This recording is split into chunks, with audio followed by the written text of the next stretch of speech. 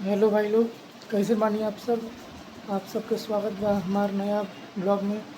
तो आप सबके हम बता देना चाहता नहीं कि डाल्टनगंज में डिज्नीलैंड मेला आ गईल बा और लग रहल बा। डिज्नीलैंड मेला जे बा वो डाल्टनगंज में कोयल नदी के बीच में गांधी मैदान में लग रहल बा। और वो जो टाइट फिटिंग बा उ चालू हो गईल बा। अभी 7-8 दिन हो रहल बा। अभी 7-8 दिन हो रहल बा आयल।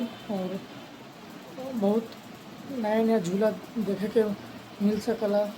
इ बार छिपकली के आयल बा और हथौड़ी के आयल बा।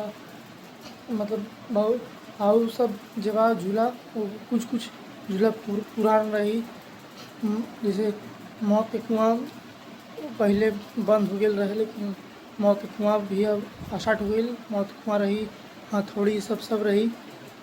तो आ गईल बा डाल्टनगंज में और ओकर काम स्टार्ट हो गईल बा। अभी तो हम उन्हें गए नहीं देखले कैसन चालू अभी होल नहीं खे, टाइट फिटिंग होइत बा। अभी हम जाइब कुछ देर बाद, आधा घंटा बाद जाइब देखब कि उन्हें के स्थिति का बा। काहे कि अब हमार जो दोस्त ही सब बाड़े उ हमरा के बतौले कि अभी स्टार्ट नहीं के होईल, अभी स्टार्ट होए वाला बा। टेंडर ये सब फाइनल हो गईल बा और आ भी गईल बा। और अब जे बा उ चालू होए वाला बा। कुछ जे बाड़े कहत बाड़े कि 5 ना तो 6 तारीख के ओपनिंग बा, लेकिन कुछ कहत तारीख के 7 या 8 तारीख के। लेकिन जहिया ओपनिंग होई रउरा लोग के पता चल जाई। और ई बार जो बा वो बहुत एकदम इंजॉय आवेला बा। काहे कि डाल्टनगंज में हर साल डिज्नीलैंड मेला आवे जाला। और हर साल मतलब पुरान झूला आवेला, लेकिन ये साल सुन पानी कि नया नया झूला आयल बा। जैसे कि जलपरी ये सब आयल बाड़े, जलपरा ये सब आयल बाड़े ये सब। और मगरमच्छ ये सब के मतलब बहुत नया नया झूला देखे के मिल सका रुआ लोग के। और आज जे बा हम जाए 5-6 बजे तक ओकर देखे कि का बा, कैसे कैले बा।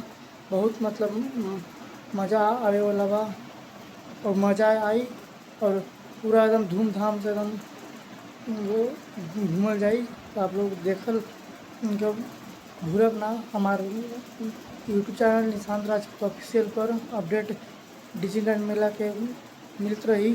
और आप लोग हमारे चैनल पर नए बानी तो चैनल के लाइक कर दिए, वीडियो को चैनल लाइक और video channel subscribe and video को लाइक कर दे, ताकि आने वाला अपडेट आपसे मिल जाएगा। मिल बानी अगला ब्लॉग में। तो देखिए, बाय।